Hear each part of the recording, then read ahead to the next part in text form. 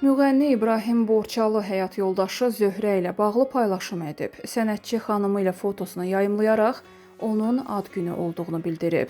İfaçı onu "Doğum günün mübarək, mənim hər şeyim və dözümlü xanımım" sözləri ilə təbrik edib. Qeyd edək ki, İbrahim və Zöhrə cütlüyü illər əvvəl oğlunu itirib. Rəhim Gürcüstanda avtomobil qəzasında vəfat edib. Cütlüyün bir qız övladı da var. Nəriman Həsənzadənin vəziyyəti ağır, stabil olaraq qalır. Bu sözləri Qafqazinfoya açıqlamasında Azərbaycanın əməkdar incəsənət xadimi, xalq şairi Nəriman Həsənzadənin köməkçisi Arif Mehmandost deyib. O bildirib ki, şairin müalicəsi mərkəzi klinikada aparılır. Xatırladaq ki, 95 yaşlı Nəriman Həsənzadə ötən gün xəstəxanaya yerləşdirilib.